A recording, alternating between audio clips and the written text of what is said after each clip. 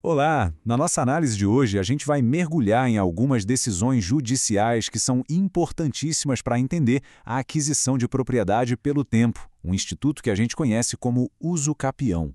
Bom, a ideia básica parece simples, né? Ficar em um imóvel por um tempo e, no fim, poder se tornar dono.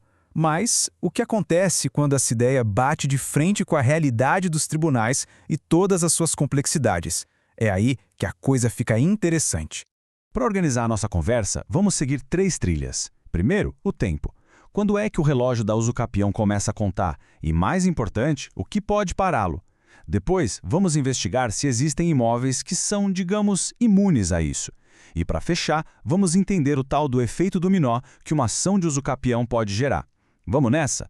Então vamos começar pelo fator mais crítico de todos, o tempo. Mas olha, antes de ver o que interrompe essa contagem, é essencial entender que a posse precisa ser com ânimo de dono. E aqui entra um ponto-chave que os tribunais analisam com lupa, a chamada interversão da posse. Sabe, às vezes uma posse começa de forma precária, como um aluguel ou um empréstimo do imóvel. E depois, por algum motivo, ela se transforma. É essa virada de chave que pode dar o start na contagem do tempo.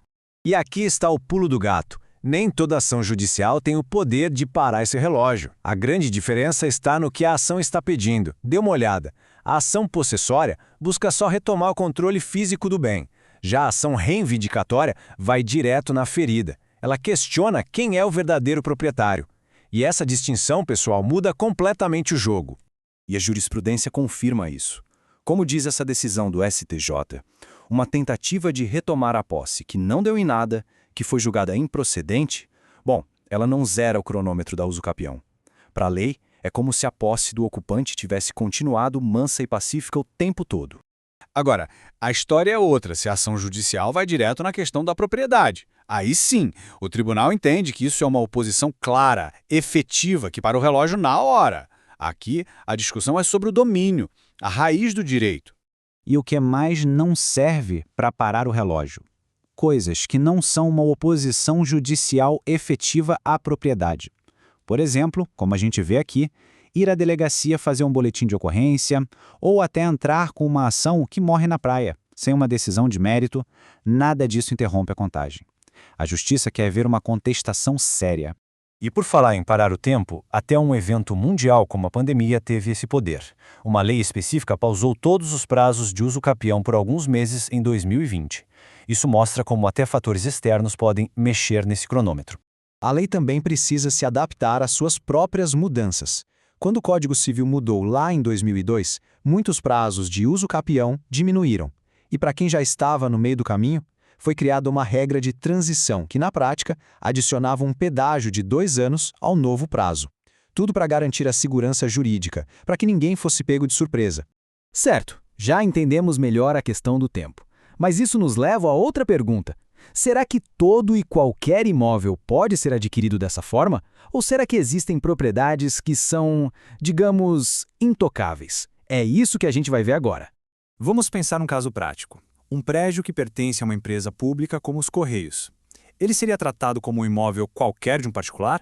E a resposta do STF foi um sonoro não. Como os Correios prestam um serviço público essencial, os bens da empresa são tratados como se fossem públicos e por isso não podem ser adquiridos por uso capião. A mesma lógica vale para imóveis da Caixa Econômica Federal que estão ligados ao sistema financeiro de habitação. A palavra-chave aqui é afetação, ou seja, o bem está sendo usado para serviço público. Mas, por outro lado, já vimos decisões considerando que bens de outras estatais que não tinham essa ligação direta poderiam sim ser alvo de uso capião.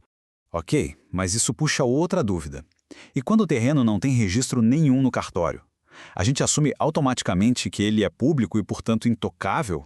E essa decisão do STJ é fantástica porque ela esclarece exatamente isso. O tribunal disse o seguinte: a falta de um registro não cria uma presunção de que o imóvel é público. É o Estado que tem que arregaçar as mangas e provar que aquele terreno é dele, se quiser barrar a uso capião. O ônus da prova é do poder público.